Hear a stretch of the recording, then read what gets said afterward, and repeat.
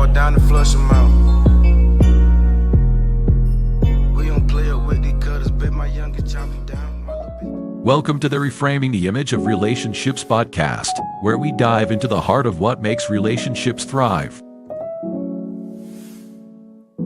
In a world filled with complexities and challenges, this podcast stands as a beacon of hope and wisdom, guiding you through the art of nurturing meaningful connections.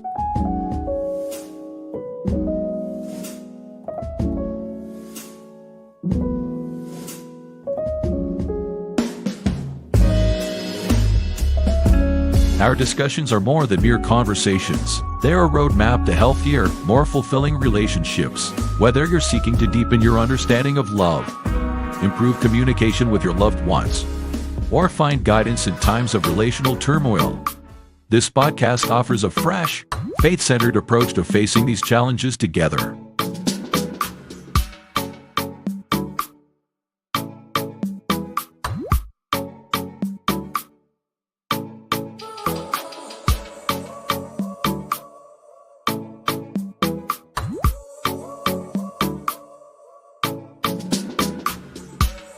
As we unpack the mysteries of human interactions, we invite you to open your hearts and minds to the transformative power of love and empathy. Get ready to be inspired, enlightened, and equipped to see relationships in a new light.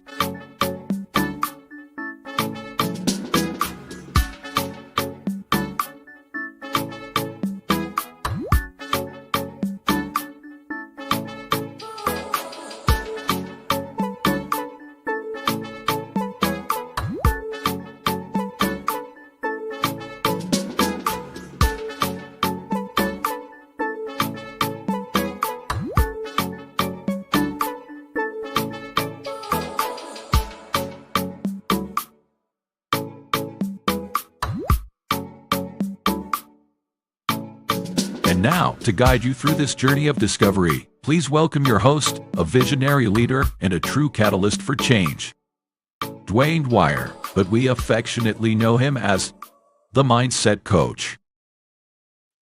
Good morning and welcome to this month's episode of Reframing the Images of Relationship. My name is Dwayne Dwyer, go by the Mindset Coach, and I am joined by Miss Lisa Keys, the voice of reason.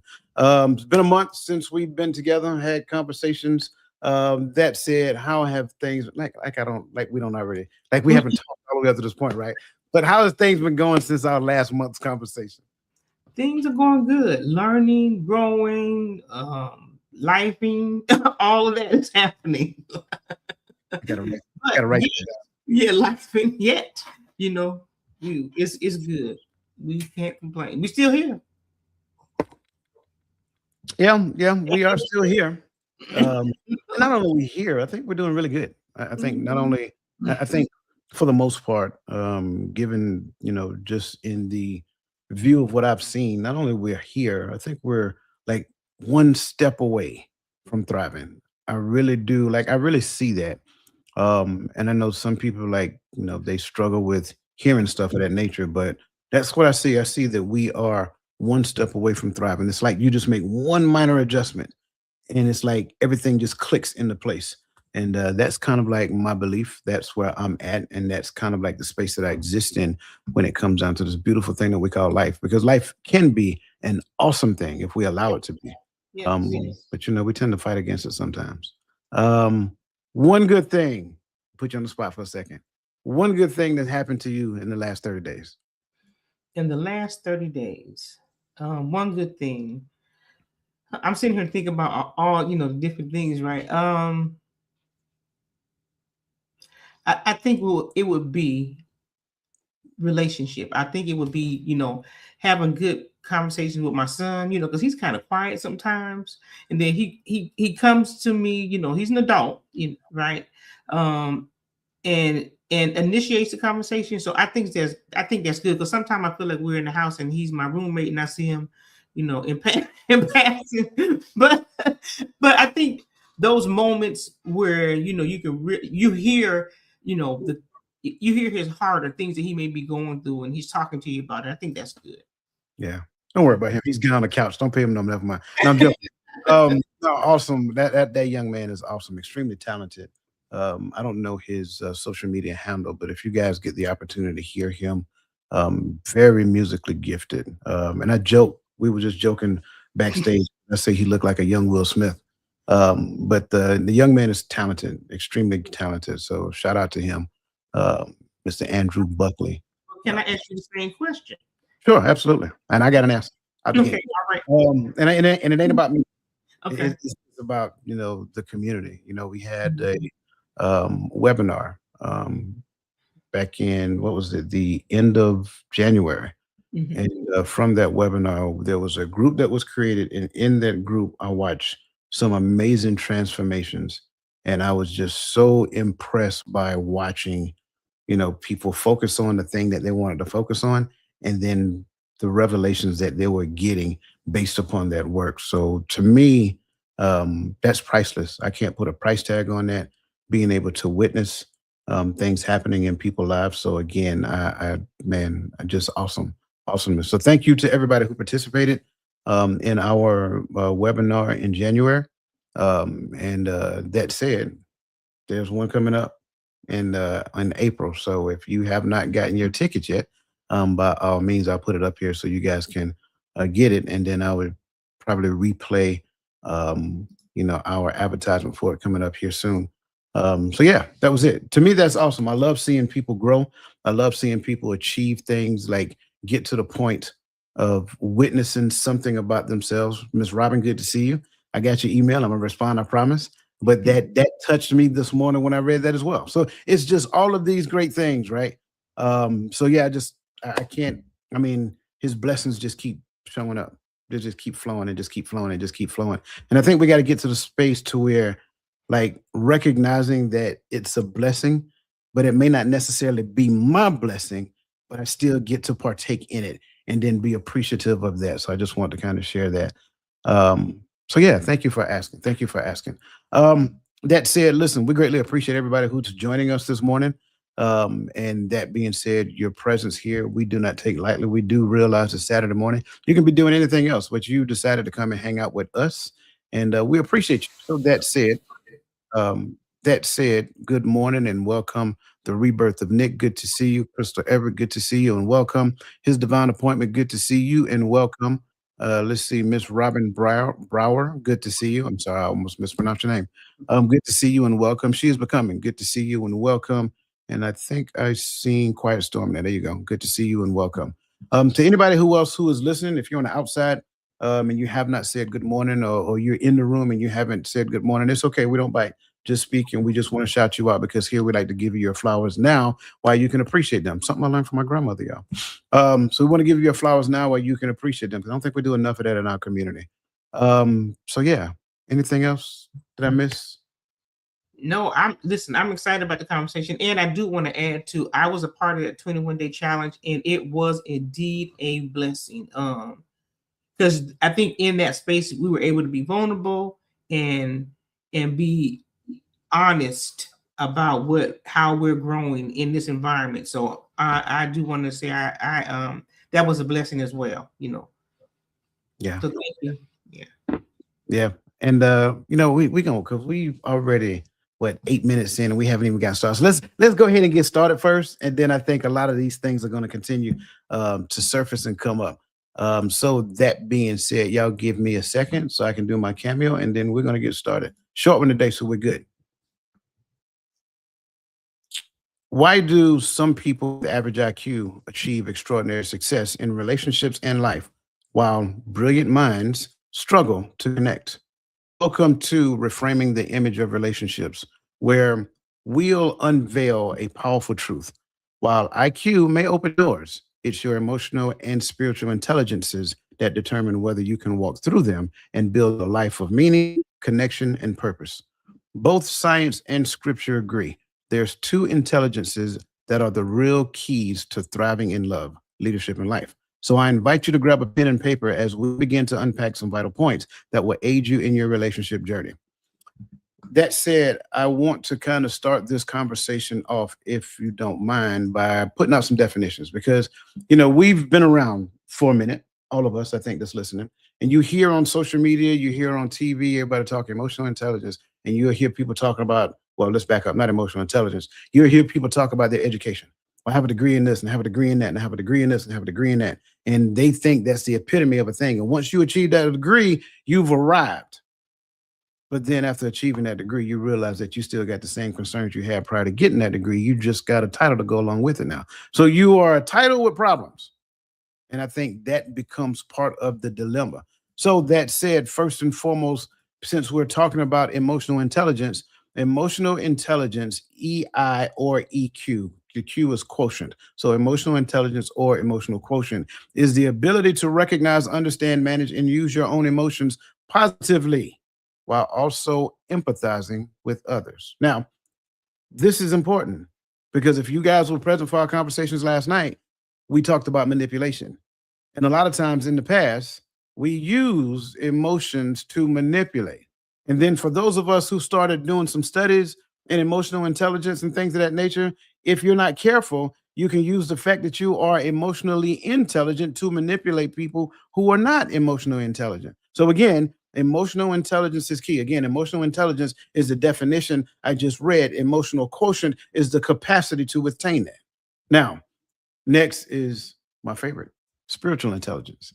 Spiritual intelligence is the human capacity to access deeper meanings, values, and purpose in life, allowing individuals to align their actions with a higher sense of purpose or self or consciousness. So the more spiritually intelligent I become, the less self-centered I can be. I'll say it again. The more spiritually intelligent I become, the less self-centered I can be. In fact, if you guys recall last night, we was talking about love and manipulation. One of the questions kind of compared the two. And my response to that is that if love is genuine, authentic from the source, it is virtually impossible for you to manipulate somebody using love.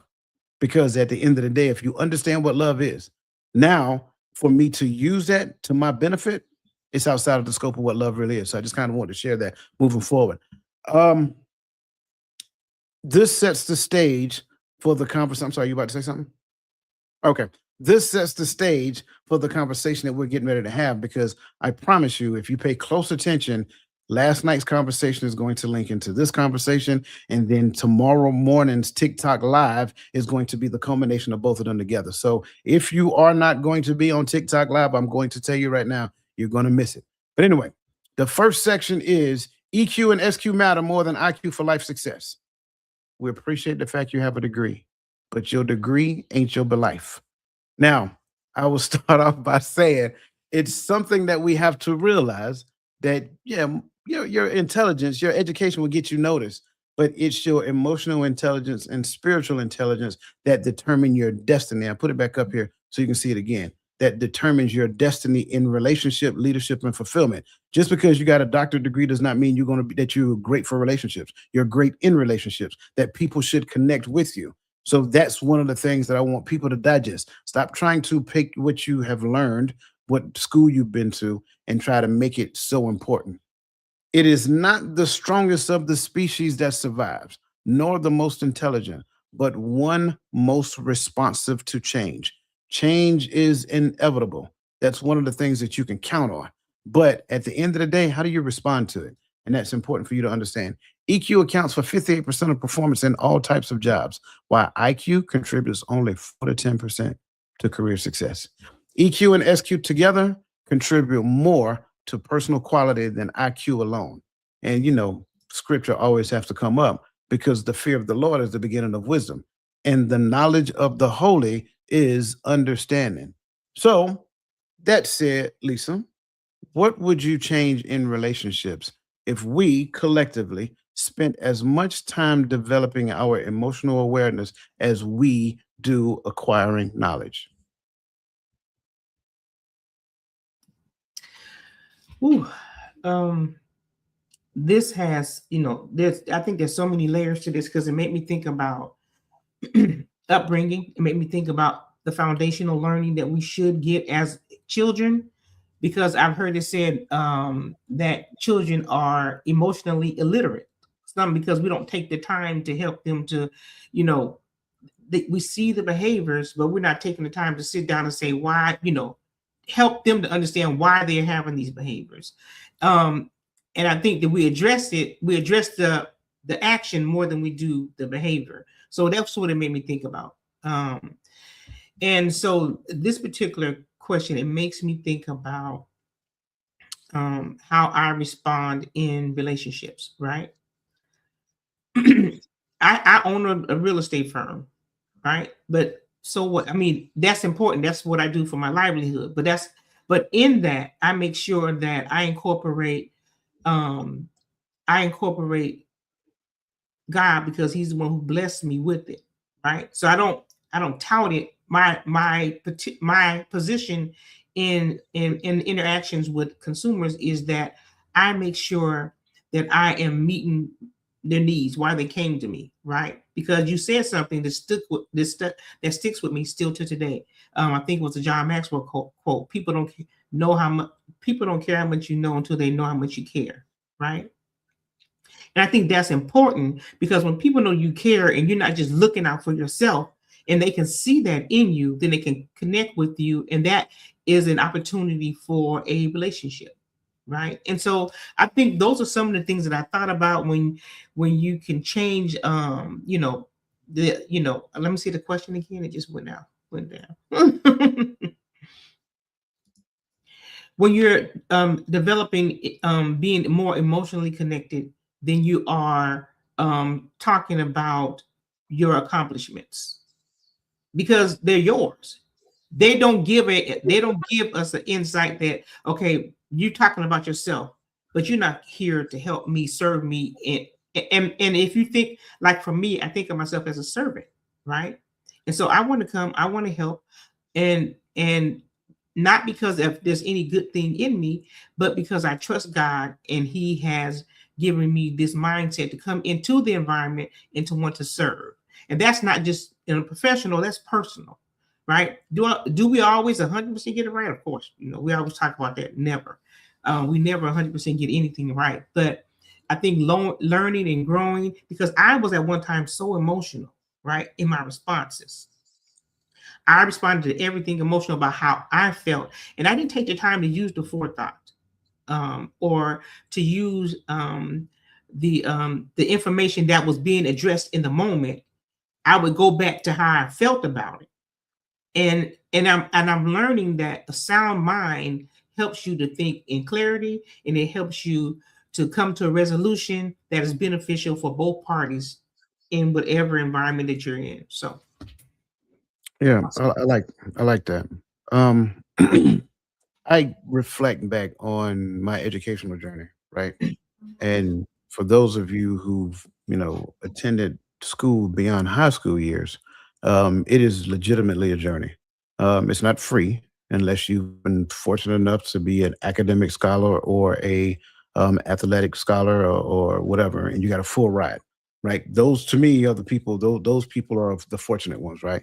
But for those of us, we had to find other means to do so. And some of us may do so by student loans. Some of us may do so by Pell Grant student loan combination, whatever that looks like.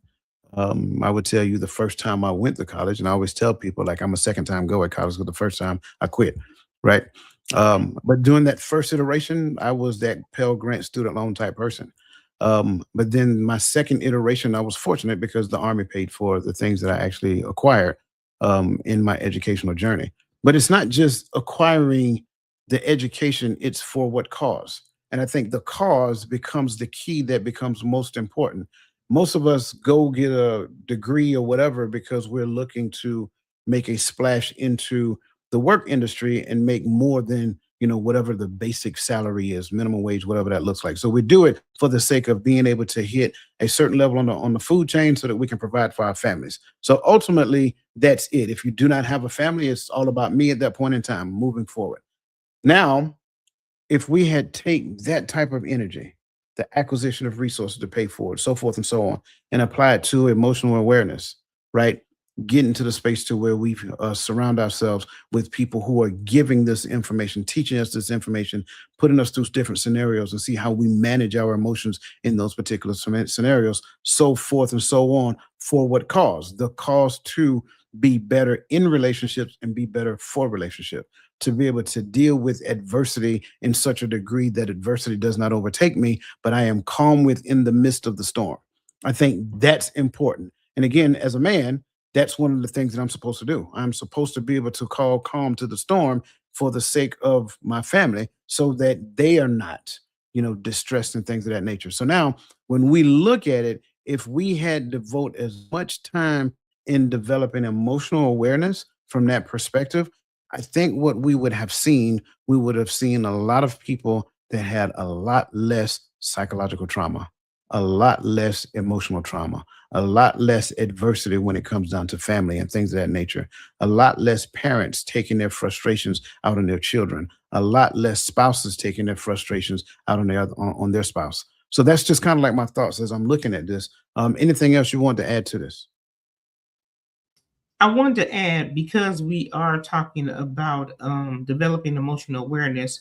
Um, I wanted to add this one particular note as I was preparing for this podcast, right? So it says the brain prefrontal cortex governs emotional regulation, empathy, social decisions, making research. So the research by neuroscience Anthony Damaso confirms that individuals with damaged or emotional processing centers make catastrophic poor relationship decisions despite having IQ. So you literally cannot love without a developed emotional brain. So that's what I was talking about as we're younger, and we are trying to figure it out. And this is where our teaching, bring up the child in the way that they should go, that they will not depart from. This is where the teaching is helping us foundationally, so we can take that with us as we continue to develop it and to grow and have these experiences in environments. And that's why being home and being a parent is one of the most important. I'm talking about from a mother aspect, right? I was blessed to be able to be at home with my children, right? And I think it was a beautiful opportunity for me when they were younger, because these are some of the things I could do, not having all the foresight and being equipped. I think sometimes I feel like I wasn't equipped enough to be a parent, but I was just making it through. But when I go back, as we have these discussions and we talk about the development that I was not aware of at that time, it helps me to understand and see where I could have done it better. Right. And so that's just us growing and striving and learning and continuing to learn and to continue to have these conversations and identify some of these things, because I have grandchildren now. So, and it's some things, information that I can share with my daughter, and then she in turn can teach her children. So when you understand that it starts from your upbringing, that is so important, because we have a great percentage of individuals who have parental issues. I'm just trying to say it kindly, right? That they deal with on a day-to-day basis. And I think these things can help in that aspect as well. So I just wanted to add that. Yeah, I don't disagree with anything you're saying, and I don't think that's just like mothers. I think that's fathers as well. Like most, again, talking to me, most fathers don't know what they're doing when they're first having children, right? Even and I had my first, I think I was 20 years old, right? In fact, I know I was 20 years old. At the age of 20, I'm not going to tell you that I was skilled at being a father. Absolutely not. I was trying to figure life out, let alone now I got this little person I got to take care of. And oh yeah, he was born a preemie, so that adds an extra layer of care that has to go on top of that as well. And so ideally, it would have been a perfect scenario if I got to watch my dad do it, but I didn't. So it was like the absence of that presence. Now I got to figure it out on my own. And then in the midst of it, now I got to listen to what you're saying about what I'm doing and how I'm doing it and whatever the case may be. Where was your daddy at again? Okay. You know what I'm saying? So it's all of these are, but again, this is the struggle that we deal with. These are the issues that we have. And then, oh yeah, by the way, you got an opinion on how I'm supposed to do it. I got an opinion on how you're supposed to do it. And both of us are just like, it's like we're building this airplane in flight and losing altitude at the same time. So I think everybody can relate to that, especially if you're a parent. And now you get to the point of grandparenthood. It's like, oh well, son, I got some advice for you. I'm like, I don't want your advice. All right, then. Yeah. They don't say that. Mine don't say that, but it's like, But you can tell though, they be like, yeah, okay, whatever, I got this now. And I'd be like, okay, but what I'm gonna do is I'm gonna pray, because now you're under God's authority. Mm-hmm. And the biggest thing that I can do for you is pray and love you, and then be a listening ear when you want to come and have a conversation. Yeah. And like I said, they don't say that, right? They do it though. My daughter, she may be listening right now, but she know, but I'm telling her the truth. And she may be sitting there laughing. Yeah, y'all are a mess. Again, keep bringing your comments, keep putting your comments in the comment section. We're seeing them. We greatly appreciate you guys. Good to see you, Shanithia Burns, Queen V. I cannot pronounce that. Oeo, that's what I'm gonna go with. I'm thinking about Mars Day and the Time, stuff like that. So, welcome. Continue to give your comments in this conversation, because you guys are on it. Question: how might our life trajectory shift if we prioritize spiritual discernment over intellectual achievement in our major decisions? Whew, how might that? See, this question right here has so much, right?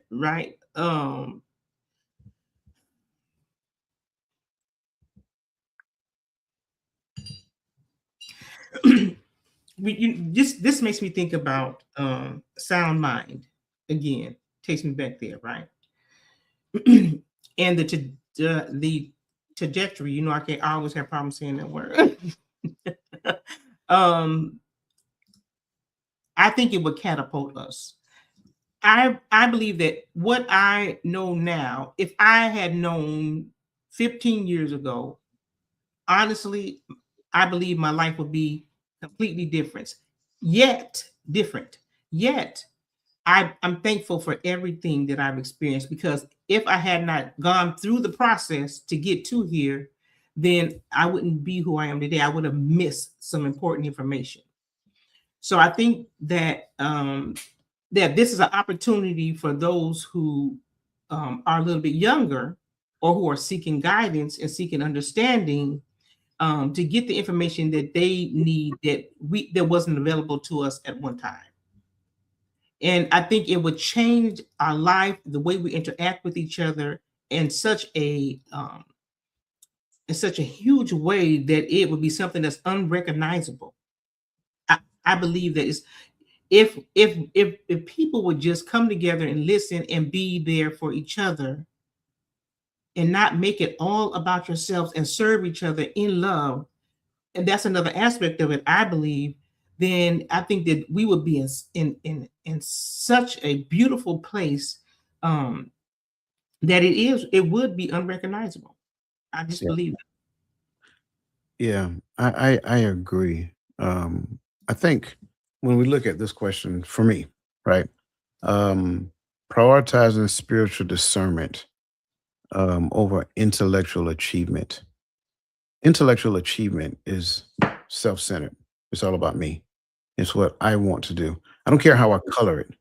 Right. The root, the foundation of it all is all about me, my achievement, what I'm focused on, my time, and all of that. Me, and me.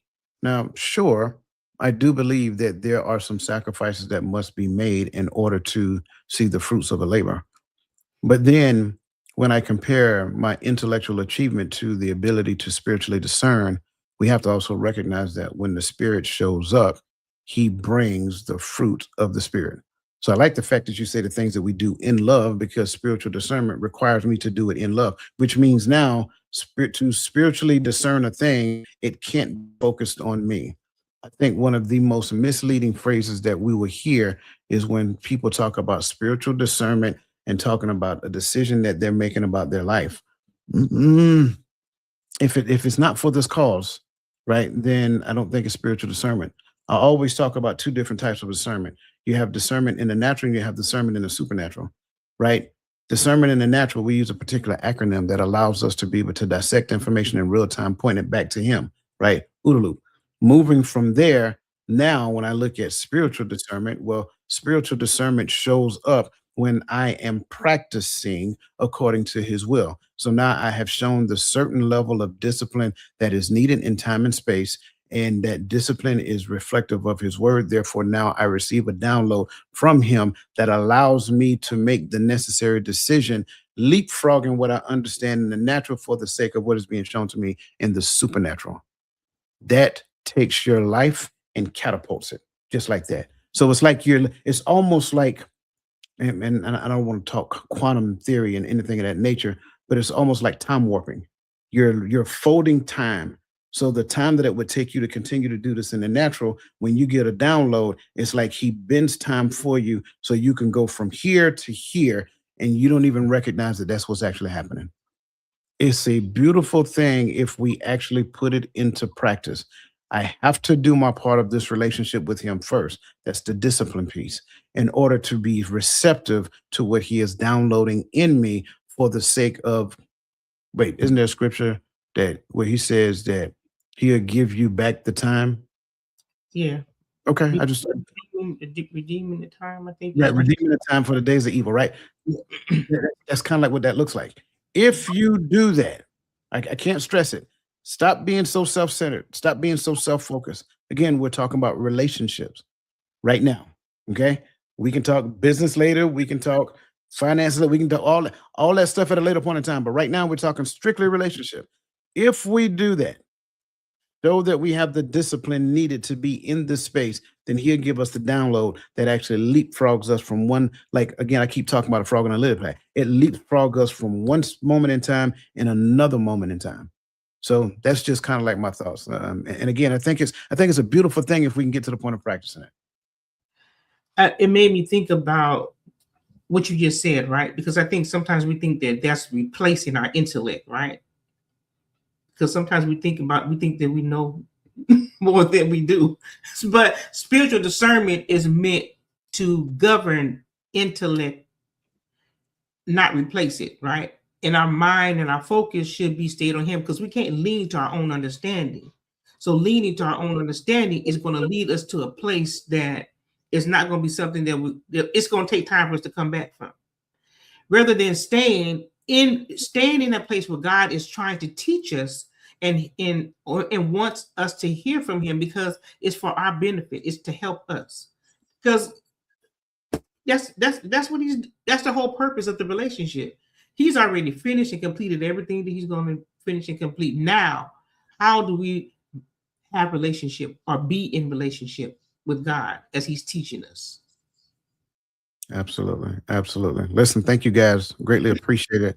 I want to kind of bring up a couple of comments, and then we got to keep moving forward, because Lisa seemed to believe that we're going to get through all the questions. I don't see it, but we're going to try. All right. Nick D said work mindset did not require a great deal of emotional awareness. I agree 100%. We just had to learn how to play the game. His divine appointment said, I believe we figured out too much on our own. That empowerment perspective has said before, the Bible is a perfect example of relationship, and it's available. Absolutely. Nick D said that my trajectory has already shifted based upon this change. I am on a completely different path than my intellectual achievements would have taken me. This path has provided mental clarity I've never seen. Amen. Thank you for sharing that. I think shifting the priority from intellectual achievement to spiritual discernment is essentially moving from sight to faith. The evidence of not seeing it, but believing it to be so. Absolutely. Thank you for sharing that. And they're spot on. So I want to kind of continue to press forward and listen. You guys keep putting your comments in the comment section. Again, make your comments, ask questions, whatever. It doesn't really matter. You guys are a functional part of the show, and we greatly appreciate you. Okay. Part 2 is emotional intelligence is the currency of relationship. I say it again. It is the currency of relationship. Okay. EQ is the universal currency that determines your ability to connect, communicate, and collaborate in every relationship, from marriage to leadership to parenting. Okay. The greatest ability in business is to get along with others and to influence their actions, said by John Hancock. And EQ accounts for about 41% of marital satisfaction, and 90% of top workplace performers possess high emotional intelligence. Going back to the book of intellect, Proverbs, he that is slow to anger is better than the mighty, and he that ruleth his spirit and he that ruleth his spirit, really? I'm sorry. Ah, man, what is going on? I got two of them. He that is slow to anger is better than the mighty, and he that ruleth his spirit than he that taketh a city. Okay. Rejoice with them that do rejoice, and weep with them that weep. Romans 12 and 15. Okay, now we're to the question. So, in what specific ways do you see our current level of emotional intelligence either building or blocking the desired intimacy in our most important relationships? Okay, so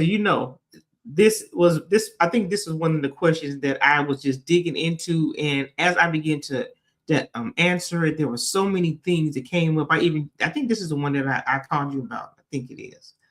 But so I think I want to focus on the call. God is calling us to speak truth in love, right?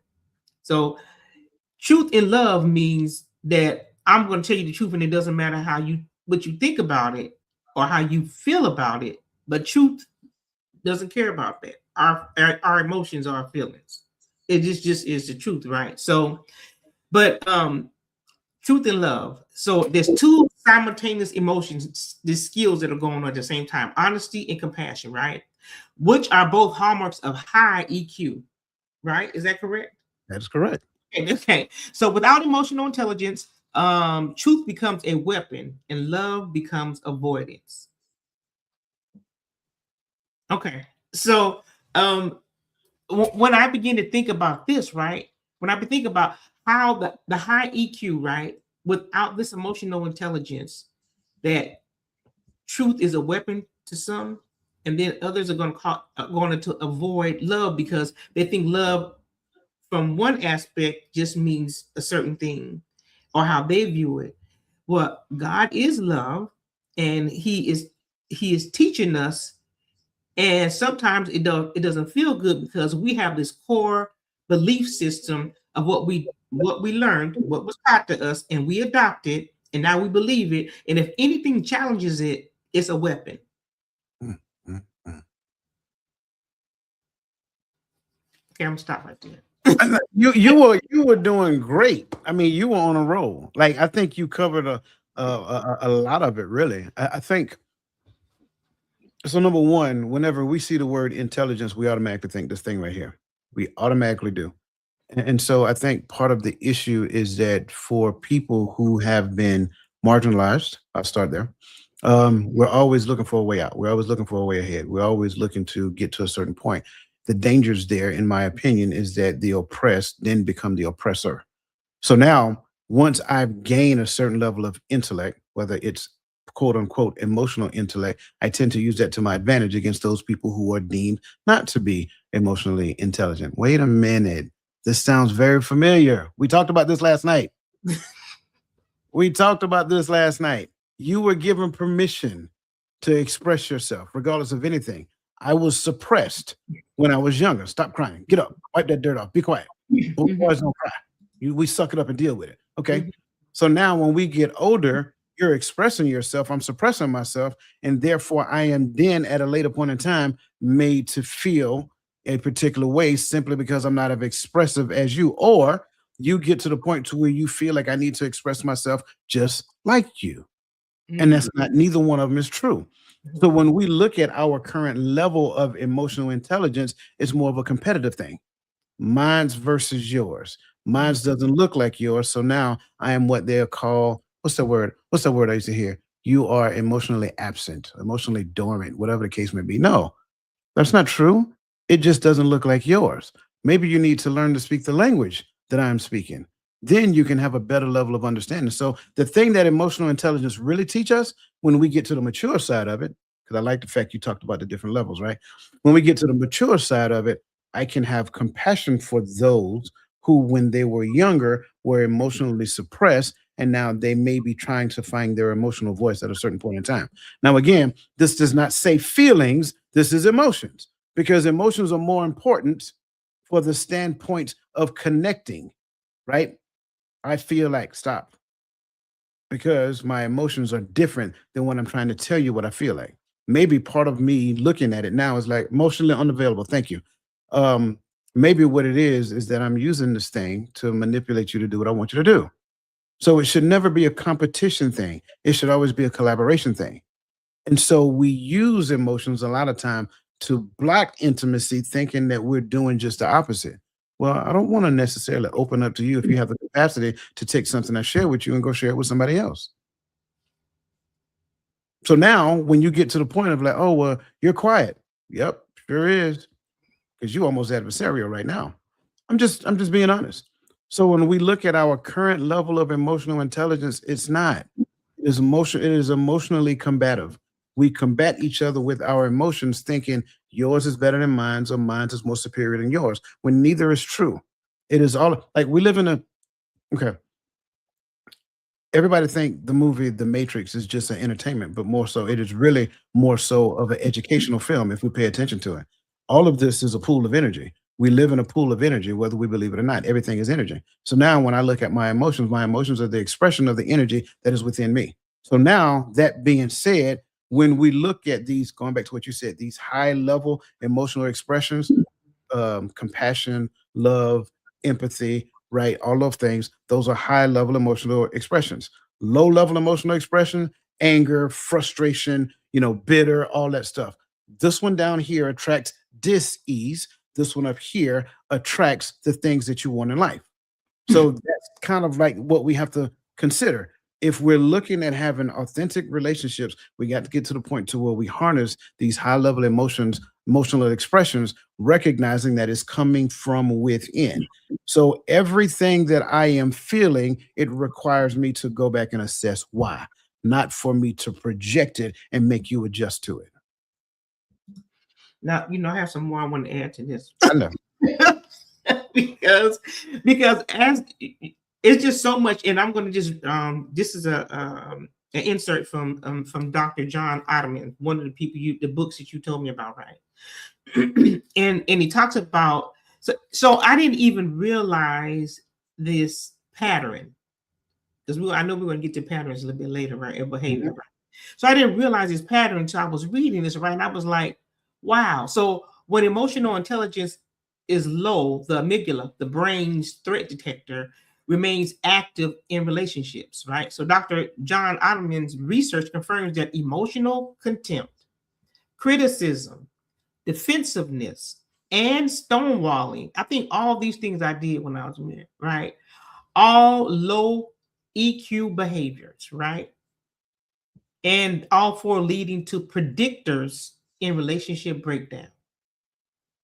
So when you think about the science behind this, the spirit and the science, because that's what I tried to merge those two, because I think that's what science does as well, as I began to learn from Dr. Dwyer, right?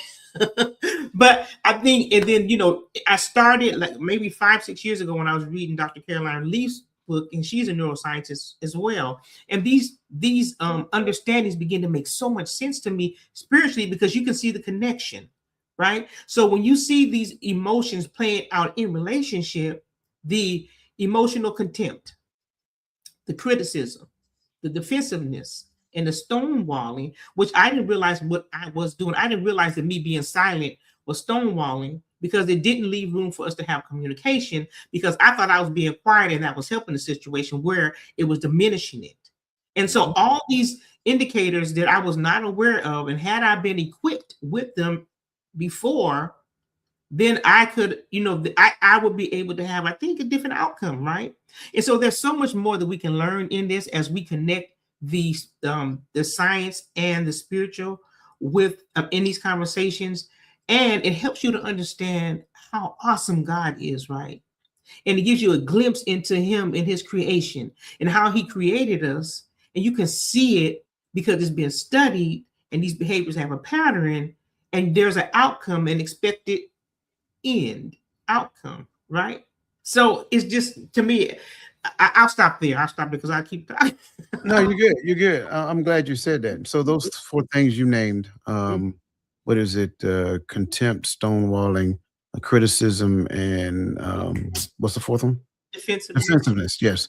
Those are considered the 4 apocalypse, the 4 horsemen of the apocalypse. Those are the major predictors of divorce. All you have to do is pay close attention. If people are using those things, any one of those things in their relationship, they're creating space. And when they tend to create space, well, more space is given. And so it's not like the adversary is on the attack. The adversary is already working, right? And so the more you criticize, the more you be in contempt, the more you stonewall, and the more defensiveness become. And defensiveness is a huge one Yes. because you are being taught like on a subconscious level by the information that is given you in the world to defend, right? Again, we are only supposed to defend one thing and one thing only. Like I'm an advocate of just like in my mind right now, like there's nothing about me I need to defend. Whatever your opinion is, thank you. I appreciate it. Good, bad, or indifferent. I don't have to defend anything about what it is that I'm doing, what it is that I'm thinking compared to your thoughts. Because ideally, I don't have a relationship with your thoughts. So I appreciate that. But yeah, stop trying to defend yourself. Do more listening, as it pertains to what another person's observation is. You might learn something about yourself, right? Those things, especially in the world that is telling you, don't ever let nobody silence you, let your voice be heard, blah, blah, blah, blah, blah. Well, they're teaching you to be defensive. Well, they're teaching you to be single. I hate to say it that way. That's really what the truth is. When you go and look at the numbers from a large scale, like we're struggling. And I said this last night, and I got a little, passionate about it. Like we are struggling when it comes down to this thing called connection, right? Collaboration. We're struggling with collaboration because we have a tendency to look at collaboration from the standpoint of how it benefits me. That's not a relationship. That is manipulation. I'll say it again. That's not a relationship. That is manipulation. I am deceptively engaging myself in what appears to be collaboration, but I'm collaborating at the level to where it only benefits me, or it benefits me more than it benefits you. Careful, especially when you become discovered. That's all I can. That's all I want to add to that. When I'm telling you, this alone is so loaded. So thank you. So thank you for that. And I think I'm gonna skip the next question and dive into this one because just continue to peel it back, right? Spiritual intelligence aligns you with divine purpose. I'll say it again. Spiritual intelligence aligns you with divine purpose. EQ helps you navigate human emotions. SQ, spiritual intelligence, connects you to divine wisdom, purpose, and discernment that transcends human understanding, essential for relationships that honor God. Interesting. Transcends human understanding. Transcends human understanding. Isn't there a Bible that says, trust in the Lord and seek not your own? I'm just saying. Okay. Okay, I just want to make sure. The spiritual journey is the unlearning of fear and the acceptance of love. Marianne Williamson, and I agree wholeheartedly. Spiritual intelligence predicts leadership effectiveness beyond both IQ and EQ. Spiritual intelligence is positively correlated with ethical leadership, resilience, well-being, and interpersonal trust. If any of you lack wisdom, let him ask of God, that giveth to all men liberally and upbraideth not, and it shall be given him. So, that said, when facing relationship conflicts or major decisions, how often, and you can say it can be you, or you can just speak in general, it doesn't really matter. How often do you seek divine wisdom versus relying solely on your emotions or logic? Let me tell you something. That was not often. I'm telling you. I think I want to say this to all, because this show is called Reframing the Images of Relationships, right? And I think it is so important that we really do understand some of the things that we may do that could affect or hurt a healthy relationship, right? And so when we are facing relationship conflicts or major decisions, how often do we seek divine wisdom versus relying solely on our emotionals or logic? So let me tell you what I used to do. When I would get upset, I would get on the phone and I would call my cousin, right? Now we right in the house together. And that's how I would approach it. That was years ago. So thankful for understanding, right? Not understanding that in this divine covenant relationship that's supposed to be protected and nurtured, and when these moments come up, how am I supposed to respond? my response is, okay, let's sit down and talk about this, and let's come and reason together. What does the word of God say to us as covenant believers, right? What is instructions? Because he's giving us the instructions, because he is the architect of relationship, of marriage, the architect of it. And it's better to live in the desert than he's the architect of this covenant relationship that we're a part of, right? And so he's giving us these instructions to help us. Now, they may not be what we want, because we were taught and we have adopted the wrong information, right? Or we saw exampled the wrong behaviors and we adopted them because my mama said, my daddy said, do it like this. Well, they're just trying to figure it out. We didn't know it, but they were our examples. They were still trying to figure out. So I say this, that when conflict arises, it's important that, and I think I've said this before on the show, but I think it's worth mentioning again, right? The order is already set in place. 1 Corinthians 11:3. I always love that chapter, because it's right there. The order's already been set. And so because God put that order in place for a reason, right?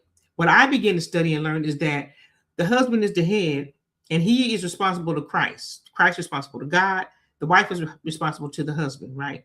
And so if something is out of order, it trickles down. So if it affects the head of the household, everybody in that household is going to be affected. So my place as the helper is to make sure that I help or I advise. If you listen to me, and we're in relationship, and you know that I want what's best for this relationship, but if you don't listen to me, you are still responsible to God. That's going to be you, because I'm going to pray that, I'm going to pray for us, right? But I'm going to also pray that you hear his voice.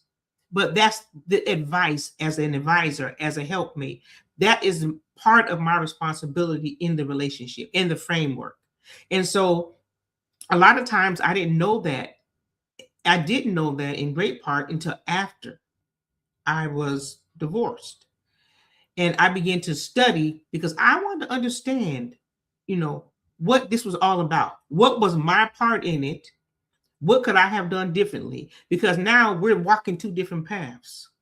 So it wouldn't serve me well to be focusing on, well, he did this and he did that and he did. Why? For what? Now I have to figure out what's my part and work on that and fix it and align it with what God has taught us and teaching us, because it's all there. All of it is there. All is there to how to be a parent. Everything is there about how to be a wife. Everything is there about how to be a husband. Everything is right there, and it's been there our whole entire life. I'll land right there. I want to show you guys something real quick. Where's it at? The last of his kind. Good to see you, brother, and welcome. I don't want people to think that it's just one group of people. Because I'm gonna be honest with you, I don't know the last of his kind. I might know him, I don't know, but I want you to see that it's a common thing, right? I recommend don't let no one emasculate you. Took me years to learn that. It is a taught thing. And I'm going back to what you said just now.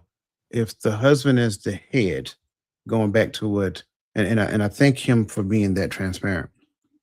If the husband as the head is emasculated, now he has no perception about his identity, not just his own personal identity, but his identity as in the marriage.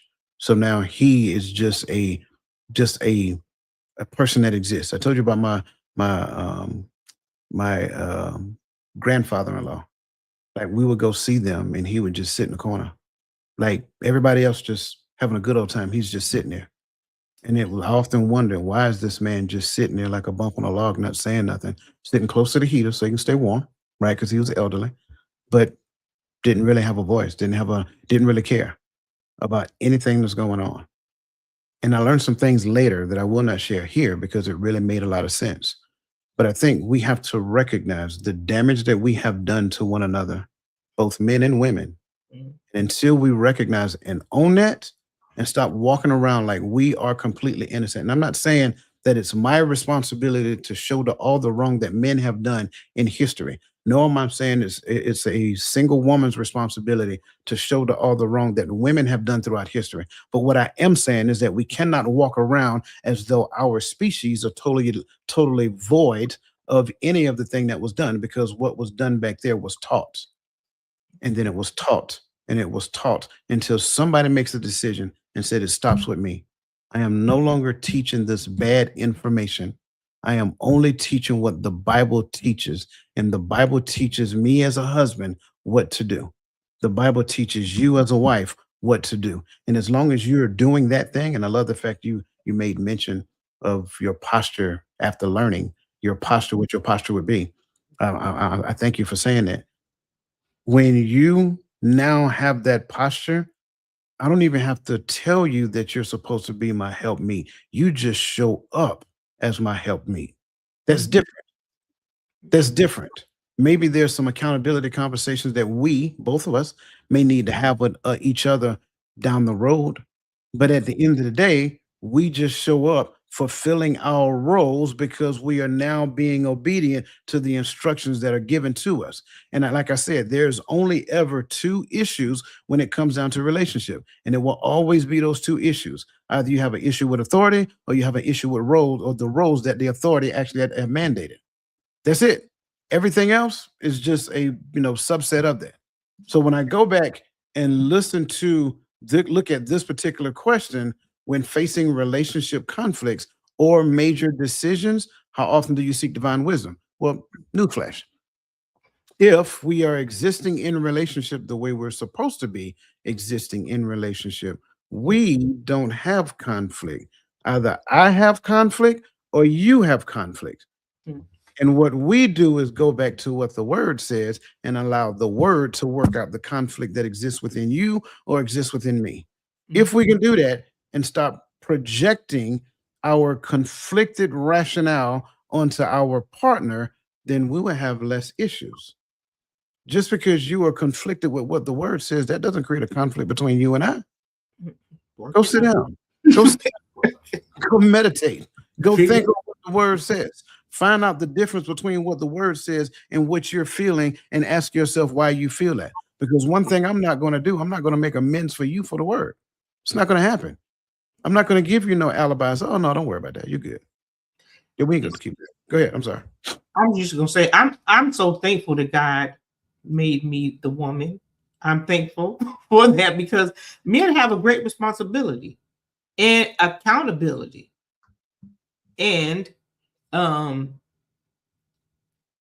think when you think about the order, when you think about how God set this up for us to be in relationship, right? Man answering to God, and woman is submitted to her husband, right? When you think about the great responsibility, there's this help that's going to be required for him to accomplish the things that are needed to be accomplished, right? And this man, the one that God has called to be in leadership in a covenant relationship, a covenant marriage, has a great responsibility. But I think sometimes that, if I can, be so liberal to say this, sometimes a lot of people don't understand that. And so I think it's so important as we look at the framework of how God designed it. If we really truly go look at the blueprint, it's such a beautiful existence. And I hear a lot of times, I hear people say, well, I've never seen an example of it. Well, there are examples of it. If you just go to the word of God, it is right there.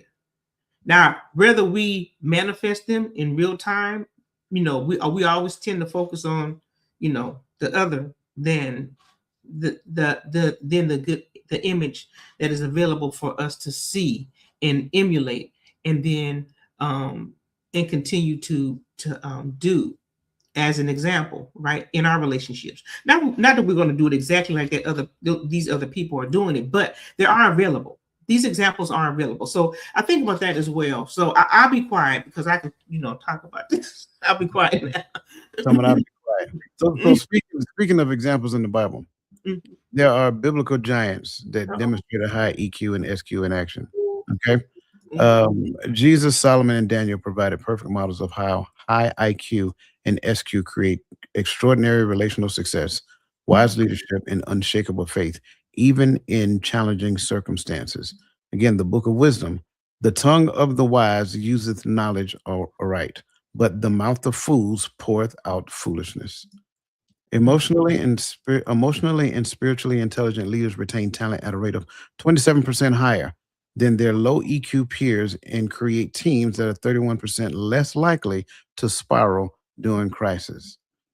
I think when we look at the scripture overall, you'll see some things. Jesus wept with those Jesus wept with those who mourn and showed righteous anger without sin, and always responded with wisdom and compassion. Solomon asked God for a discerning heart. 1 Kings 3 and 9. Daniel's faithfulness and wisdom in crisis exemplified both intelligences. So I think when we really want an example of how to do a thing, we can go to the scripture and find that the scripture gives you an example, and we can stop making the excuse about nobody ever taught me how to do it. Because here's the truth of the matter: nobody in your family taught you how to use the internet, but you know how to use it. So that said, consider Jesus's interaction with people. Consider his life, the things that he's done based upon what we understand in the Gospels. What specific emotional intelligence skill do we collectively most need to develop in our own relational approach?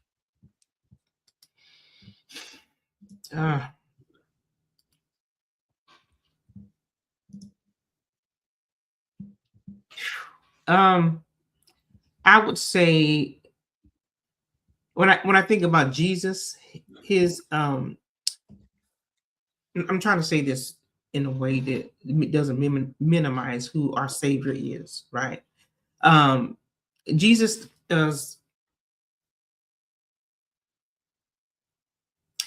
always identified what people needed. He already knew, right? He knows our thoughts before we even have them, right? Even when we think about the woman at the well, and she asked for water. I think that's in John 4, right? And he addressed her relational brokenness, not the water, okay?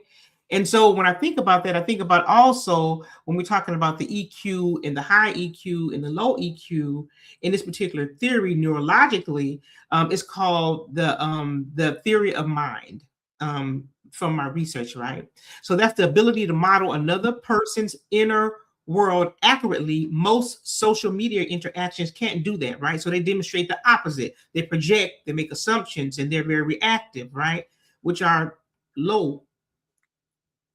And so when I think about the way Jesus responded, he responds to what we need, the instructions we need so that we can do better, that are contrary to what he has instructed us to do and be in relationship with him.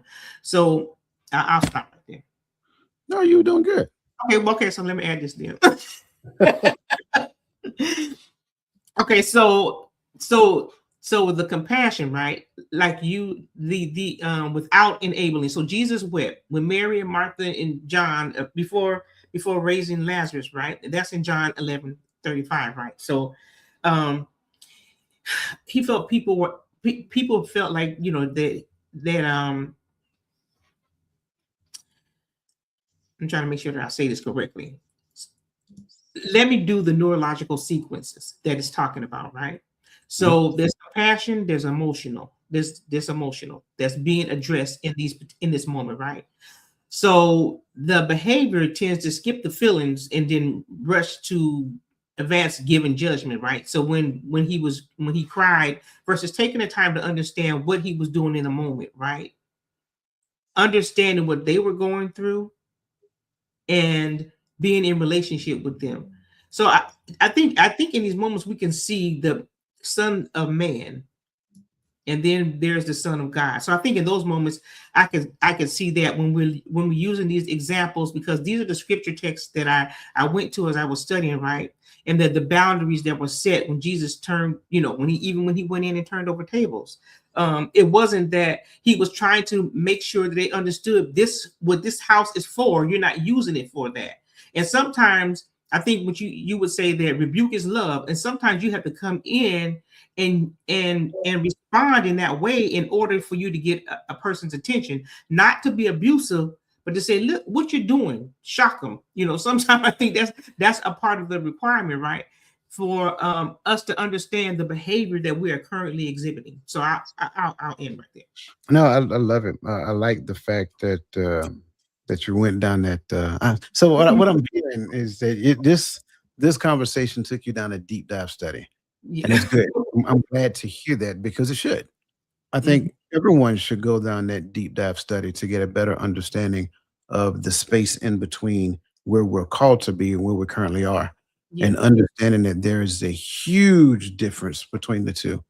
And one of the things that, for this particular question that I thought about, as it pertains to, the emotional intelligence skill that we need in our own relational approach, it is 100% compassion. And I think we view compassion from the wrong lens, because we're looking at it through our own lens. Again, that's the thing that we do. We go to the Bible with our own perspective. Therefore, our reticular activating system shows us what the human wants to see. So you'll go to the Bible, you look at the thing, and then the Bible, you believe it's saying this particular thing, but it did not say that, right? I believe wholeheartedly that the level of compassion that Christ was displaying in the Bible, it differs from what we see as compassion in the Bible, because we view it as like, oh, he's feeling a great level of empathy for the things that they're going through at that particular point in time, because that's how we see life. I believe his level of compassion is the difference between what the Father is going to do for us in the future, right? Based upon the covenant, what the Father has promised us and what he is going to do in the future, and the way that we are unaware of what that really is in real time. And our behavior shows based upon what we really and truly do believe. So now when you look at that vast array, like literally the distance between the promise of the Father and the behavior of the human, it does not show that the human truly believes what the Father is actually saying. So that's why I believe, and again, this is my opinion, right? But I believe that that's the compassion that Christ had for the people. It wasn't so much about what they were going through, right?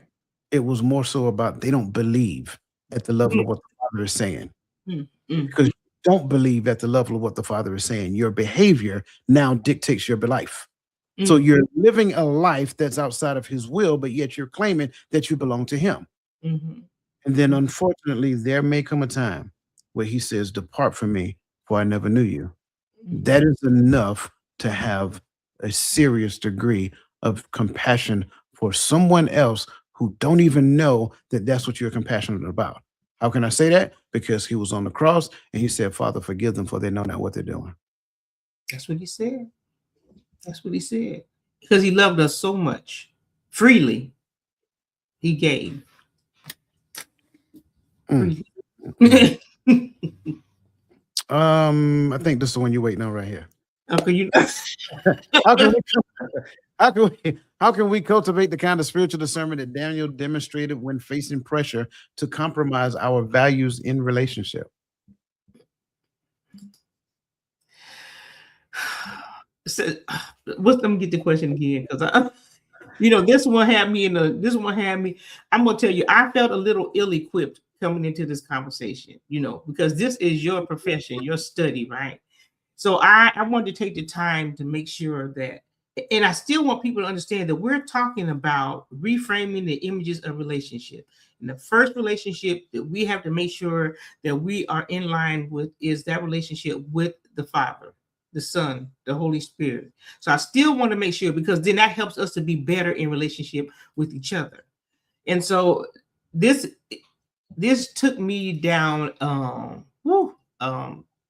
cultivating. When Daniel really truly blessed me, right? Because when we think about Daniel, he was a young man, right? He was a boy, a young man, and there were so many things that he was learning to do, and his brain wasn't quite even developed yet, right? And so when I begin to study and look into this, the question that you're asking, right? Okay, you go ahead and start. You go ahead and start. Then I'll finish it. You go ahead. You were doing good. You go ahead. I believe, and I think I'm gonna try to keep my response concise-ish, if you will. Okay. I believe for us to be able to cultivate that kind of spiritual discernment that Daniel demonstrated, remaining true to God while living in challenging, in a lot of times like a hostile environment. I think it requires a huge degree of intentionality. We kind of talked about intentionality last night, but that intentionality must accompany daily practices. And those daily practices over the course of time has the ability to strengthen our inner resolve and connection to God. It's like it's like we will say we are committed to a thing, and we can see this in relationship. We'll say that we're committed to a thing, but yet my daily behaviors are not in reference to that thing that I say I'm committed to. Well, we see it happen every year. January 1st, February 28th, or 27th, whatever year we're in, right? And what ends up happening is that you start off good January 1st. Then by the time March 1st come around, like, yep, I'm good. I ain't gonna do it no more. I've achieved my goal. Well, you achieve your goal of going, but you didn't achieve the goal that you had set out beforehand when you decided you was going to start going. So the constant interaction with him in whatever degree that you do it, whether it's in prayer, whether it's in meditation, whether it's in study, single study, group study, praise and worship, all of those things, right? That kind of strengthens our resolve and moves us closer to him. And you go back and look at Daniel, like he and his compadres, that's what I'm gonna call them, they had the ability to stand firm in Babylon. And so that's it. So I think we get to the point to where we can build a foundation that has non-negotiable values. I'll say it again. We build a foundation that has non-negotiable values. Interaction, man, woman, non-negotiable values. If you decide to become a part of my life, like Kevin Hart say, my stuff is your stuff. Your stuff is my stuff. We both have joint non-negotiable values. It's not that your values are different than mine or mine's. No, that's not true. If we're in this thing together, we have non-negotiable values. We have a daily spiritual practice that reflects the level of discipline that we're trying to get closer to the Father. Because make no mistake about it, that's what a marriage is. A marriage is simply, and I think we kind of over embellish it because we like to hang out into the fairy tale land. A marriage is the reflection of what God put together. When you stand on the altar and the preacher says, what God put together, let no man set asunder, he ain't talking to Tamika and Tyrone. He ain't even talking about Tamika and Tyrone. He is talking about what the Father has orchestrated between Christ and the church. And the marriage is a replication, a representative of that. Now, No more, no less. Yeah. No more, That's- no less. Get out of the fictitious mindset of this fairy tale and I just want to have a house. You made all that up. Walt Disney did a thing on us, and I'm just keeping it real, right? White picket fence, none of that matters. The marriage is a reflection between the marriage of Christ and the church. That is all. So now we have to now jointly, because we come together as one. So now we are jointly doing these things. Whatever I thought I was doing in my singleness, in my relationship with him, now we do it together. Right? We have these non-negotiable values. We have these daily spiritual practices. We apply discernment in the relationships itself. So we're exercising OODA loop as well as waiting on a spiritual download for the Father. And we act with grace and respect and tact. So yes, like you said previously, it may be a time I may have to speak to you just a little bit directly. Are you going to exist in that low emotional intelligence where you view my direct conversation with you as a personal attack because you want everything I say to you to be sprinkled with sugar and flowers and candies. You know how it was when we grew up. You know, girls are sugar and spice and everything nice. But, you know, boys Boy. and frogs and tails and puppy dog tails. Come on, man. Frogs and snails and puppy dog tails. Come on, man. You already setting the condition for this. So, like I said, I was going to try to keep it short, but it was different. It was difficult. I love that you went and gave the blueprint of the church, the bridegroom and the bride, because I think that's so important in the emulation that it is referring to what we're modeling it after. Because I think that's foundationally, that's important for us to understand what we're entering into. And when we don't have the information, then we have a sense of false identity. Is Walt Disney? Is what you said? Walt Disney identity? Yep. Walt Disney identity. So I wanted to answer the question because this one, it took me, I think it was more so it became more personal to me and God teaching me in this moment, right? And helped me understand foundationally that if this was something that I was taught to do again, the outcome would be different, right? So Daniel 1:8 says Daniel purposed in his heart that he would not defile himself. So he made a promise to himself, I will not defile myself. So the decision was made before the pressure arrived, before anything arrived, right? And this is a neurological principle. I'm going in coach's lane again, right? Where we are pre-committed to establishing non-negotiable values in a calm state, so they hold under emotional and social distress, right? So I want to make sure that's correct, right, Coach? Okay. So that's, and so then under peer pressure, the brain reward centers the brain reward centers activate strongly, making compromise feel like relief, right? Under peer pressure, right? And I can think that that's in social media aspects, that's being in our family environments, that may be us being influenced by other people as well, right? And then it also there's a resistance, so there's a feeling that we are resisting as well, right? And so the pre-work, the work that Daniel was doing, is helping him prepare for what is to come, the forethought, the seeing what will come ahead, to strengthen, to build up, to store up, so I can be prepared, not expecting it, but being ready, right?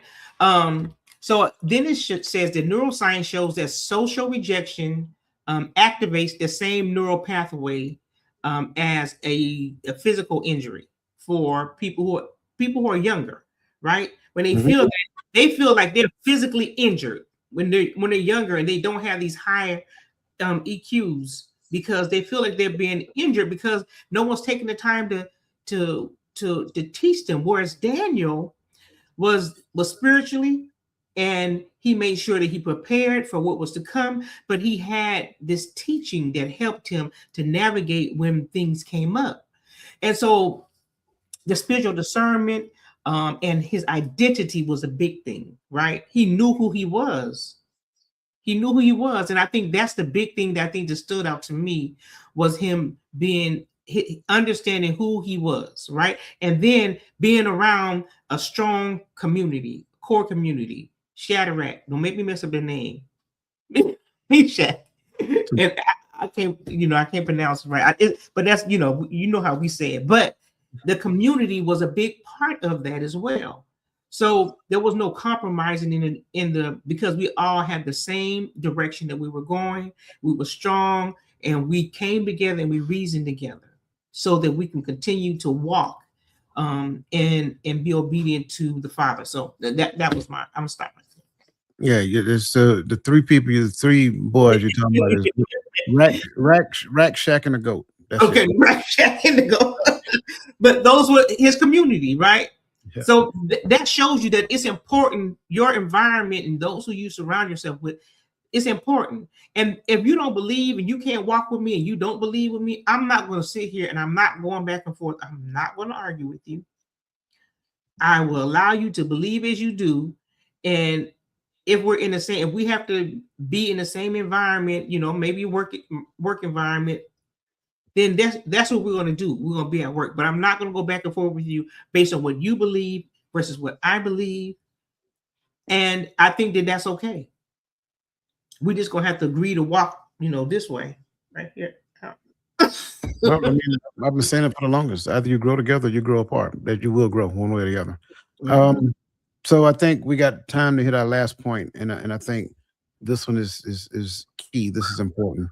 The devastating cost of low EQ and SQ. Neglecting emotional and spiritual intelligence creates a cascade of relational destruction, broken marriages, failed leadership, toxic environments, and a life disconnected from divine purpose. As much as 80% of adult success comes from EQ, Daniel Goleman, low EQ is linked to higher rates of anxiety and depression, increased relational conflicts, and reduced life satisfaction. Again, the book of knowledge, a fool uttereth all his mind, but a wise man keepeth it in till afterwards. So that said, question, what specific relationship conflict or leadership challenges might be directly traceable to gaps in emotional or spiritual intelligence? And that made me when you have to think a little bit on now. What specific, and it's probably going to go away, so let me change it up real quick, put more time on it. What specific relationship conflicts or leadership challenges might be directly traceable to gaps in emotional or spiritual intelligence?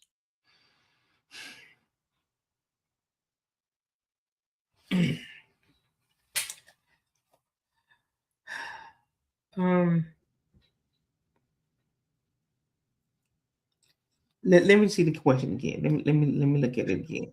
Okay, you good.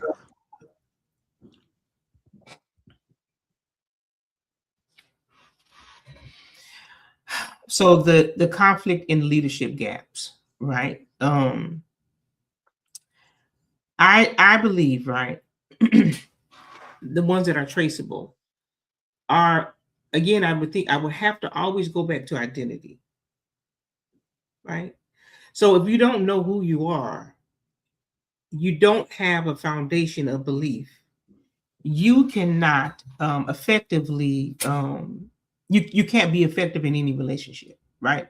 Because what's going to happen, you're going to be tossed with every wind and every doctrine, and there's nothing that you're going to believe in. And this goes back to your low emotional understanding as well, right? You're going to be susceptible to your emotions, to yourself. You're going to be susceptible to yourself, and you're not going to be able to be effective in relationship. And so I think the gaps that are traced there is raise up a child in the way that they should go, that they will not depart from it, again, because that's the foundational teaching.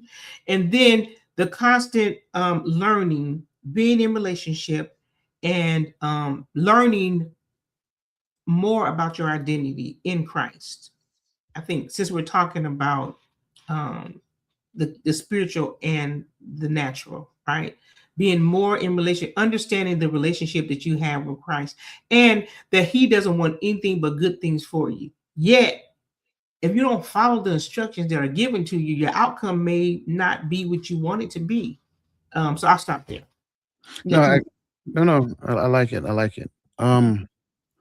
I would say, and I'm going to use a scenario to kind of paint the picture.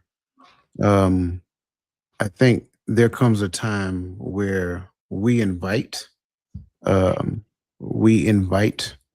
tribulation because we're seeking more of the Father, right? We're seeking to be closer. We're seeking more responsibility, whatever that looks like. And so that becomes part of your prayer life. And then tribulation shows up. And now we're dealing with this tribulation from a joint perspective. Now, mind you, prior to this, I dealt with the majority of my spiritual tribulations from an individual perspective. Now we're doing it as a joint entity. And you know how it is. If you really want to test the validity of a unit, you apply pressure to them. If you really want to see how well they trained, you apply pressure to them. It's no different than what Romans 5:5 says, right? I mean, Romans chapter 5, verses 1-5. That's no different than what it says. So now when tribulation comes along, is there ever a point in time where I get so frustrated where I start viewing you as the adversary when we're simply trying to navigate this thing together. Like, sure, and it's just like being on a team, right? You're on a team and you're going against an opponent in real live time, and I need you to be at your designated space on time so I can get you the ball, or vice versa. But you're not there. So we go back to the huddle, and I'm arguing, I'm bickering with you. That shows that there's a gap in between my emotional intelligence. Shows a gap. I'm still creating space to I'm not necessarily getting the download where he would have told me that you're delayed because of this. So I think when we do that, when we get to the point of recognizing that you're not the enemy, the Bible tells you that you're not at war against flesh and blood, right? You're not the enemy. It helps me to now recognize, like, look, we're in this thing together. So I have to figure out, why do I view you as the enemy when the stakes are high, when, the pressure is turned up a little bit? How do we get to the point to where I stop viewing you as the enemy when the pressure's turned up, and give you, recognize that you, in as best you possibly know how right now, you're doing the best you can. So how can I help you be better? And then hopefully you see that because I'm modeling that for you, then you get to turn around and do it for me. Because trust me, as a man, there's going to come a time, and I don't care who you are, you're going to experience the weight of leadership is going to be so heavy on your shoulders that you're going to need a place of refuge.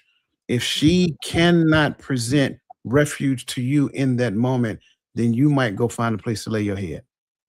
I'll say it again. You might go find a place to lay your head because that mantle is heavy. So in order for her, like, you pour into her, that's really what it is, right? You sanctify her by the washing of the water of the word so that you can present her to yourself blameless, right? So now you're pouring into her, teaching her according to the word, helps her to actually become more suited to be your helpmeet, especially in the time where you really need her to show up, right? That is a ministry for her to him.